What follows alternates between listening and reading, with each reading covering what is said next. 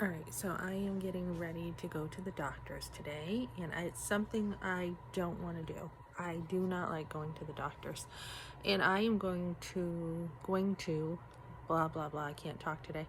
I'm going to connect this with the abortion issue because I do feel that thoughts are coming up when I did go to, when I was brought to a doctor's office years ago for an abortion.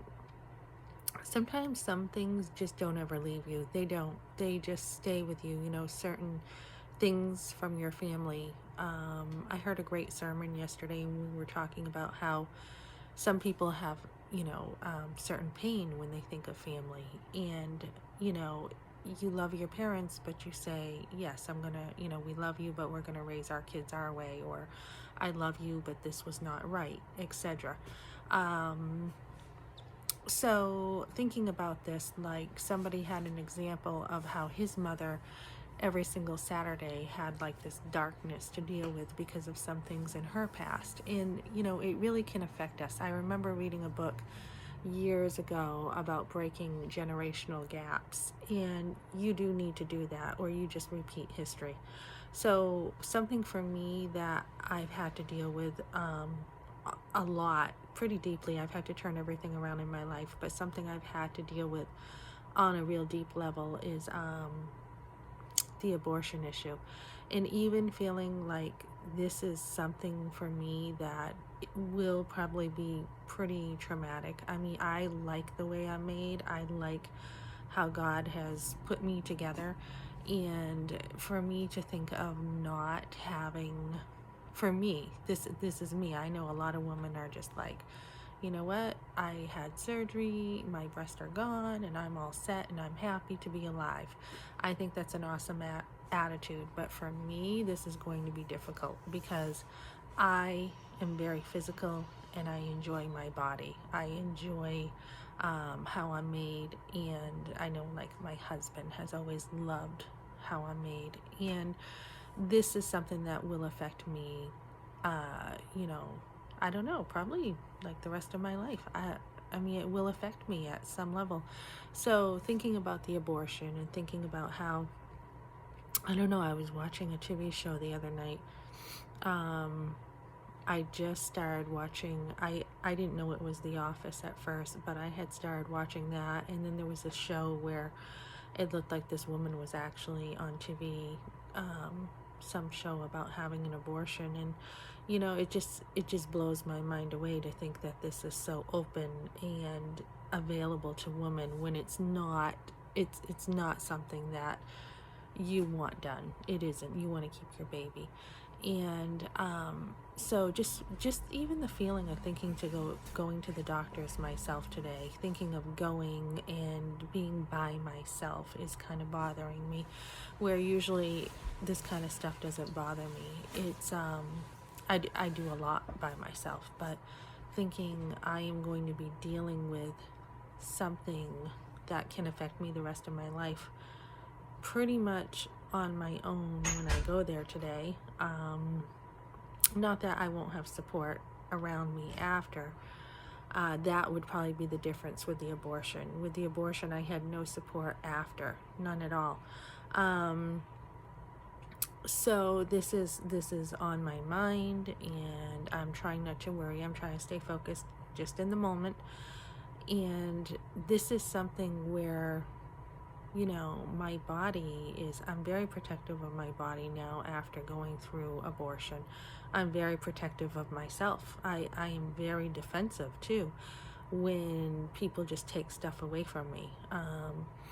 Like it can be a job that I can feel attached to sometimes. It can be a vacuum that I like, a vacuum that has meant something to me, or a special gift. Like yesterday, my car was towed. I'm not too attached to it, but I'm not too attached to things. But I absolutely love my car. My car is my possession. It's it took me 26 years to get to that place.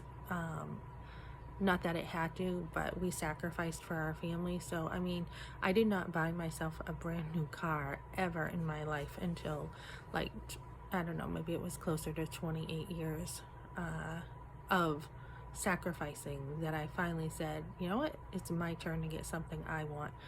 And I don't regret it. It's really good on fuel, especially nowadays. But when I just had my car towed yesterday, I was kind of like, I thought I had actually lost my mind. I'm like, I know I parked it here.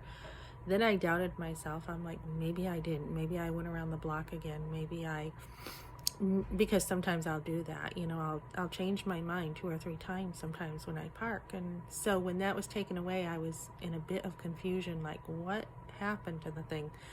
And I really didn't think I parked it. It wasn't blocking someone's driveway, I'll tell you that right now. But it may have been like on the line or something, I don't know. So that was kind of surprising to me. And I did consciously say to myself, make sure that you are parked carefully here because you don't want your car towed. And then it happened. So with that in mind, I'm going to the doctors, and when I was a kid, I didn't go much to the doctors. I just didn't. It wasn't something like we invested a lot into. I mean, if you don't need a doctor, why would you go to a doctor, was the thinking. But now we do a lot of preventative care, and I'm just somewhere in between. I actually tend to be extreme where I don't go to the doctors ever. But if I do need some preventative care, I would go, mostly with, dental. For my kids, I have made sure they've gone to the dentist all the way up, because that's important. And I've made sure they've had some kind of care all the way up, more care than I had at the doctor's. I didn't go into like all the immunizations. I didn't go into like every single checkup. I saved myself money when they were younger. I just didn't feel they needed a checkup when they were younger all the time. So they definitely had more care than I did.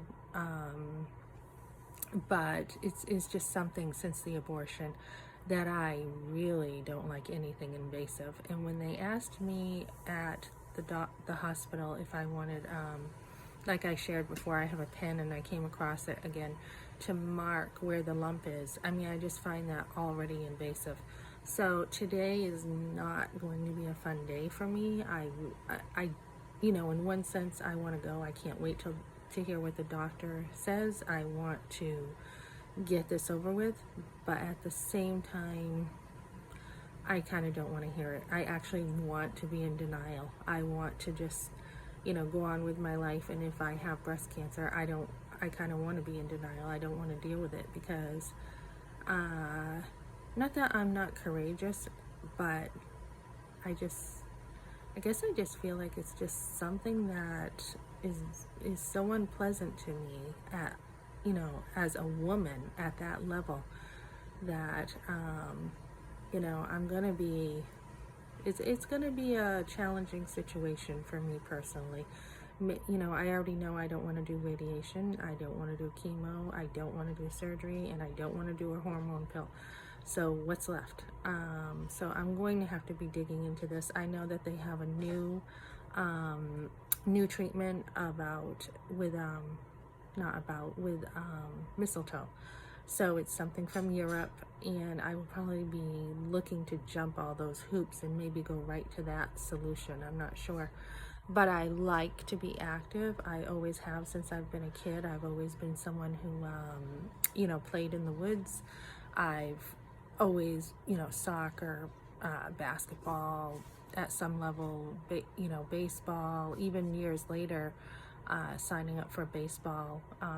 I played, 4 or 5 years ago, I played on a team just for fun. I have always been very physical. So I really connect with my body in so many ways. And so that's what I'm doing today. And I probably am going to try to just prepare my mind more for what's coming. I know it's at a breast center, and it's going to be a ultrasound and a mammogram.